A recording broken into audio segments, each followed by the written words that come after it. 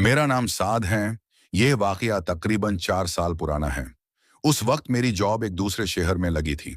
Office से रोजाना घर आना मुमकिन नहीं था, इसलिए मुझे ऑफिस के करीब एक छोटा सा रेंटेड पोर्शन चाहिए था। कुछ दिन सर्च करने के बाद मुझे एक पुरानी सी बिल्डिंग में रूम मिल गया। बिल्डिंग बाहर से बिल्कुल आम लगती थी। 3 मंजिले, पुरानी दीवारें, तंग सी सीढ़ियां और हर फ्लोर पर सिर्फ कुछ ही रूम्स। लेकिन जब मैं रूम देखने गया तो लैंडलॉर्ड ने एक अजीब बात कही। उसने कहा, बेटा बाकी कोई भी रूम ले लो, बस रूम नंबर 17 मत लेना। मैं हंस पड़ा। मैंने पूछा, 17 में क्या प्रॉब्लम है? वह कुछ सेकंड्स तक मुझे देखता रहा, फिर बोला, बस वो खाली है, उसाए खाली ही रहने दो। मुझे लगा शायद रूम में कोई इलेक्ट्रिकल या प्लम्बिंग का इशू होगा, लेकिन रेंट कंपैरेटिवली बहुत कम था, इसलिए मैंने ज्यादा सवाल नहीं किए। 2 दिन बाद मैं उसी बिल्डिंग में शिफ्ट हो गया। Room number 14। पहली रात बिल्कुल नॉर्मल गुजरी, दूसरी रात भी, लेकिन तीसरी रात रात के तकरीबन 2:17 पर मेरी आंख अचानक खुल गई। मुझे ऐसा लगा जैसे कॉरिडोर में कोई चल रहा हो। थक थक थक, किसी के जूतों की आवाज। मैं बेड पर सीधा बैठ गया। आवाज मेरे रूम के बाहर से आ रही थी। फिर अचानक फुटस्टेप्स रुक गए, बिल्कुल मेरे दरवाजे के बाहर। मैं कुछ सेकंड्स तक चुप रहा। फिर नॉक नॉक नॉक, 3 हल्की दस्तक। मैंने सोचा शायद कोई नेबर होगा। मैं दरवाजे के पास गया, लेकिन जैसे ही मैंने पीप होल से बाहर देखा, कॉरिडोर बिल्कुल खाली था। मैं वापस बेड पर आ गया, लेकिन उस रात मुझे नींद नहीं आई। अगली सुबह मैंने लैंडलॉर्ड से पूछा, कल रात किसी ने कॉरिडोर में वॉक की थी? उसने सीधा मेरी तरफ देखा और कहा, आपको भी आवाज आई? मेरे हाथ ठंडे हो गए। मैंने पूछा, भी? वो फौरन बात बदल गया। छोड़ो बेटा, पुरानी बिल्डिंग है, आवाजें आती रहती हैं। लेकिन उसका चेहरा बता रहा था कि बात सिर्फ पुरानी बिल्डिंग की नहीं थी। कुछ दिन गुजरे, फिर एक रात मुझे बाथरूम से पानी टपकने की आवाज आई। थिप थिप थिप। मैं बाथरूम में गया। टैप बैंड था, फ्लोर बिल्कुल ड्राई था, लेकिन आवाज आ रही थी। और अजीब बात यह थी, आवाज बाथरूम से नहीं, रूम नंबर 17 की तरफ से आ रही थी। मैंने कॉरिडोर में निकल कर देखा। रूम 17 का दरवाजा मेरे रूम से सिर्फ कुछ फीट दूर था। दरवाजे पर पुराना सा लॉक लगा हुआ था। मैं वापस अपने रूम में आ गया। उस रात भी एग्जैक्टली 2:17 पर 3 नॉक्स हुए। Knock knock knock. इस बार आवाज मेरे दरवाजे पर नहीं थी, रूम 17 के दरवाजे पर थी। और उसके बाद अंदर से किसी के रोने की आवाज आई, बहुत हल्की, जैसे कोई बच्चा चुपके रो रहा हो।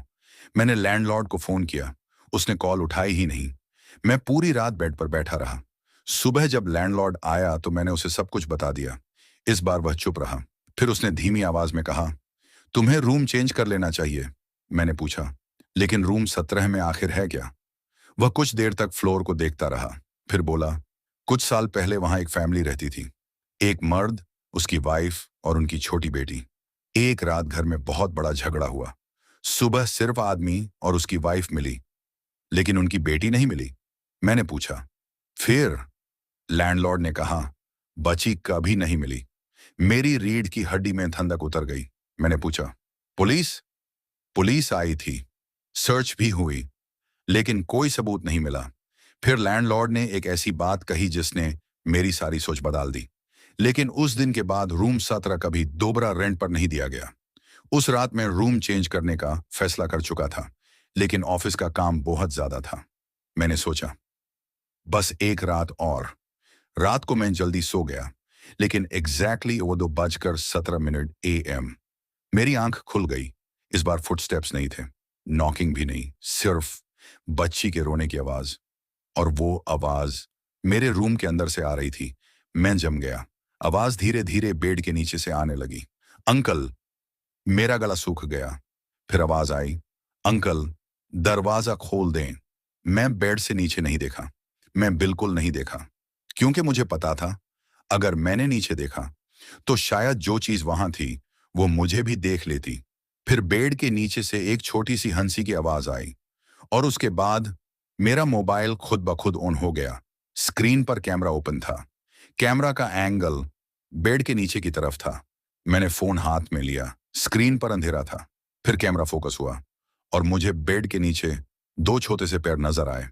मैंने चीखने की कोशिश की, लेकिन आवाज नहीं निकली।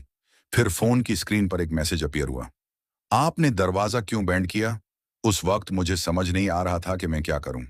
मैं सीधा बेड से उठा और दरवाजे की तरफ भागा, लेकिन हैंडल मूव नहीं हो रहा था। दरवाजा लॉक था और फिर मेरे बिल्कुल पीछे से एक बच्ची की आवाज आई, अंकल। मैं धीरे से पलटा। रूम खाली था, लेकिन फ्लोर पर गीले छोटे छोटे फुटप्रिंट्स बने हुए थे। वो फुटप्रिंट्स बेड के नीचे से निकलकर सीधे रूम नंबर 17 के दरवाजे तक जा रहे थे। उस रात मुझे नहीं पता मैं कितनी देर तक बेहोश रहा। सुबह मेरी आंख खुली तो मैं कॉरिडोर में पड़ा था। मेरा दरवाजा खुला हुआ था और रूम 17 पहली बार खुला हुआ था। मैंने अंदर देखा। रूम बिल्कुल खाली था। सिर्फ एक पुरानी सी अलमारी, एक टूटा हुआ मिरर और फ्लोर पर एक छोटी सी बच्ची का हेयर क्लिप पड़ा था। मैं फौरन बिल्डिंग से निकल गया। उसी दिन मैंने रूम छोड़ दिया, लेकिन कहानी यहां खत्म नहीं होती। कुछ हफ्तों बाद मुझे अननोन नंबर से व्हाट्सएप पर एक वॉइस मैसेज मिला। मैंने प्ले किया। पहले कुछ सेकंड सिर्फ साइलेंस था। फिर एक बच्ची की आवाज आई, अंकल, आप वापस क्यों नहीं आए? मैंने नंबर चेक किया। नंबर किसी का रजिस्टर्ड नहीं था। मैंने मैसेज डिलीट कर दिया। लेकिन अगले दिन वही वॉइस मैसेज दोबारा आ गया और उसके नीचे सिर्फ एक लाइन लिखी थी, रूम 17 अब खाली नहीं है। दोस्तों, साद का कहना है कि उसने यूएस बिल्डिंग के बाद का भी पुराने रेंटेड रूम्स में रहना पसंद नहीं किया। और सबसे अजीब बात, जब उसने कुछ महीने बाद उस बिल्डिंग के लैंडलॉर्ड को दोबारा कांटेक्ट किया, तो लैंडलॉर्ड ने कहा, बेटा रूम 17 तो है ही नहीं। साड ने कहा, कैसे नहीं है? मैं खुद उसके सामने रहता था। लैंडलॉर्ड ने जवाब दिया, उस बिल्डिंग में रूम नंबर 17 कभी था ही नहीं। तो दोस्तों, आपके ख्याल में साद के साथ जो हुआ वह सिर्फ उसका वहम था, या फिर वाकई उस बिल्डिंग में कोई ऐसी चीज थी जो 2:17 का इंतजार करती थी? अगर आपके साथ भी कभी कोई ऐसा वाकया हुआ है, तो अरॉक्सी हॉरर ट्यून्स को जरूर भेजिए। हो सकता है अगली कहानी आपकी हो। तब तक के लिए लाइट्स ऑफ करने से पहले एक बार अपने रूम का दरवाजा जरूर चेक कर लेना। क्या पता बाहर कोई खड़ा हो। अल्लाह हाफिज।